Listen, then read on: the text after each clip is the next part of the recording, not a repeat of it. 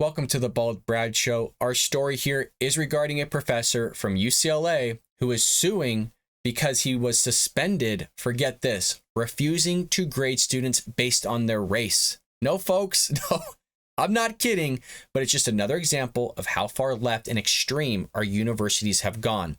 This one comes from our friends over at the Daily Wire, and they say a University of California, Los Angeles professor was suspended after refusing to grade black students more leniently in the wake of George Floyd's death can continue with his lawsuit, a judge ruled last month.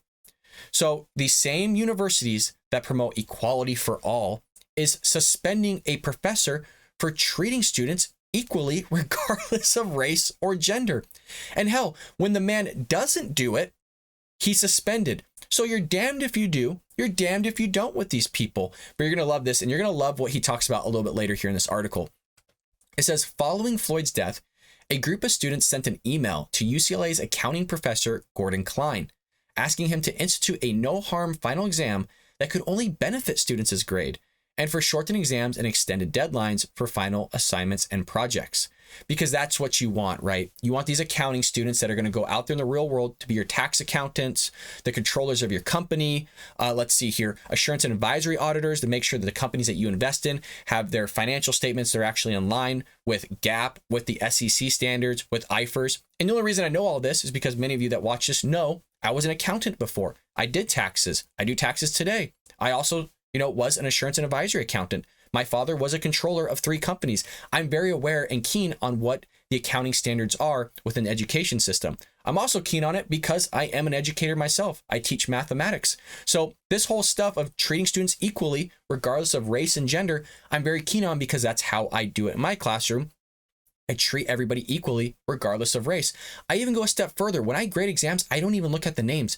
I just grade it as is because I don't want any bias possibly to seep in any way, shape, or form. But again, when you do this in the university system, now you're an animal, right? Now you need to be suspended. You need to be ousted because you're doing the very thing the university wants you to do, is to treat everybody equally, regardless of race. Well, it says here, as the Daily Wire reported, the students requested all of these accommodations due to the recent traumas we have been placed in a position where we must choose between actively supporting our black classmates or focusing on finishing up our spring quarter. Well, I got a thought for you. How about you focus on your education than a guy across the country you've never met before? Of course, everything we saw was violent. It was terrible. Nobody agrees with what happened with George Floyd.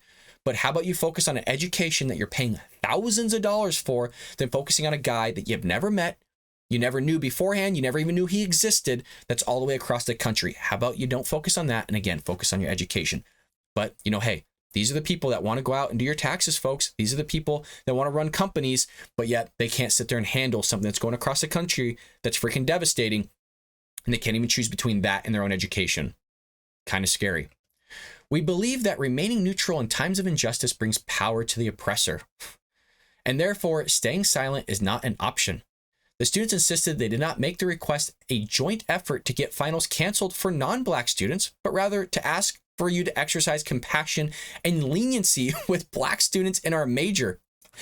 Hey, you know what? We don't want you to cancel this thing.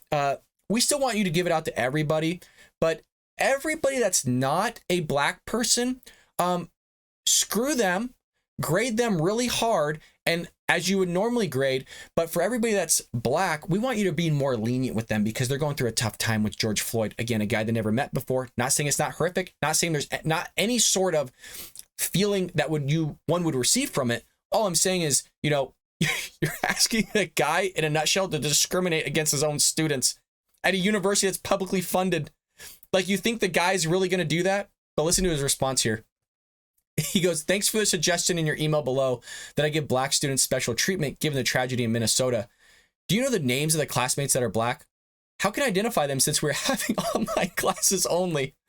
Klein went on to ask students who may be of mixed percentage, such as half black, half Asian. This is such an accounting mindset. It's mind-boggling, as well as a mathematician mindset, is we deal with percentages. We deal with real things. You can't just go out there and say, oh, I'm traumatized, so screw everybody other than black students. You got to actually think about the individual, which is what he's doing here. He's trying to analyze, well, how do I grade this then? If somebody's black, do I only grade on a proportion of how much black they are? on how much they could possibly be traumatized. How do I quantify that in numbers so that as I'm grading on a scale that's quantified with numbers, that I can actually grade appropriately and treat people equally across the board? But, they can't answer these types of questions because it's just easier to go out there and shout in the ether that everything's racist, right? Or go out there and say I'm emotionally damaged because of something, but I want you to treat one group specifically and treat another group specifically, and possibly lose your job over it. But, I guess he should have said screw it anyways, because he's going to be suspended regardless of doing right or wrong. Klein also suggested a white student from Minneapolis might be possibly even more devastated by this, especially because some might think that they are racist, even if they are not. My tia is from Minneapolis, so if you don't know, I could probably ask her. This guy I absolutely love doesn't put up with crap. And you know what? His response makes sense. He's not being a jerk about it. He's just raising other opinions of, hey, how do I do this? If you guys want me to do it, how do I treat other races differently when another race could be impacted or disproportionately impacted based on what happened, even with his own TA? And he's using a real life example to do it. Klein ended his email with a quote from Martin Luther King Jr. I love it. It just keeps getting better. About not evaluating people based on skin color or the color of their skin. Klein was eventually suspended and denounced by UCLA. The dude was denounced for doing the right thing of treating everybody equally. I don't even know why you'd want to go back and work at this university. Nevertheless, even just freaking go there as a student. Forget that. Pay thousands of dollars for a school that wants you to discriminate based on race? Jesus. It later reinstated him, but as Cornell professor William Jacobson noted, not before his reputation or career were severely damaged. Klein is now suing, and good for him, alleging he was punished for treating students equally, as required by California law. He also alleges that UCLA's Anderson School of Management disregarded a broader UCLA directive not to punish him over the students' complaints. Klein also alleged that the incident caused him to lose clients where he was paid to be an expert witness. Now, a lot of professors had their CPA, certified public accountant, or at least actively are trying to keep it up. They maybe have their own side gig going on. Maybe they're bookkeepers still. Maybe they still do taxes. Maybe they give consultations to other businesses, or they have a consulting practice. So he's basically losing clients over doing the right thing. So he's being hit twice as hard because you have these idiot students that are coming out. They want to get out of a final. Do you think they really care about George Floyd, a guy they never met, they never talked to, that they never even knew existed before that happened? Again, I want to be clear here. I'm not diminishing what happened with George Floyd. I think it was a travesty, that guy laying on his neck. Do I think that was a result of the death? No, based on the evidence that came out that was presented to the court. But I don't think it should have happened. I don't think the guy should have been sitting on the guy's neck for that long. Now, George Floyd did a lot of bad things by resisting arrest for multiple minutes, not listening to the police officers, not listening to them when they're kind, all sorts of things. Again, I'm emphasizing this multiple times. I don't think the cops should have done what they did to him. But for students to go, hey, I'm all the way across the country, I'm offended, I'm affected by this, thus I'm going to not take my final, or I'm going to request that only black people be treated differently than whites and other people because they can't be affected by it in the same manner as me, is completely mind-boggling. So again, when you have a professor trying to do the right thing here, he gets screwed up and down, left and right. On March 30th, 2020, Los Angeles County Superior Court Judge J. Ford III ruled against UCLA when it attempted to have Klein's lawsuit dismissed. Ford ruled that Klein provided sufficient evidence to support judgment in his favor. For several of his claims, the lawsuit is scheduled for a jury trial in April 23rd. And I hope they get everything that's coming to him. And that's the last people you should screw with, is people in the STEM fields, right? Business majors. Accountants aren't dumb, right? The CPA exam's like 4 exams. It's like basically 4 bar exams together. Granted, you do them at separate times. You have to finish them in a certain time period before they start dropping off. But why would you go mess with a dude that's a professor of accounting? We work in litigation, folks. We work in forensic accounting, business management, assurance advisory, taxation. Like, these aren't dumb people that are accountants. And you're going to sit there and deal with a guy that thinks like this? You got to be an idiot.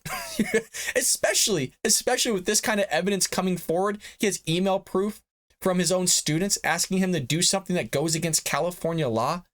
You don't think the guy knows the law? That's all accounting is reporting, right? Looking at GAAP, looking at IFRS, looking at the SEC, looking at the things that you're supposed to report on and follow a bunch of rules and standards in that reporting. You don't think the guy doesn't know the law a little bit, or at least hell, how to apply it and read it when his whole job is around applying and reading certain things? It's just like, But hey, you know what? You got a bunch of knuckleheads running these universities that are leftists that don't have a damn clue about anything. They only have a clue about these basket weaving LGBTQ, elemental P, alphabet soup ideologies that want to infiltrate in our school system. So hey, you know what, folks? I hope this guy wins. Let me know what you think about this down below. Are you for Mr. Klein winning his lawsuit, or are you against him winning his lawsuit? And also, would you want to go to UCLA after reading this, a publicly funded school? Do you want your tax dollars going to this school? Heck, let me know down below, and I'd love to read all your responses. With that being said, folks, I will see you later here on The Bald Brad Show.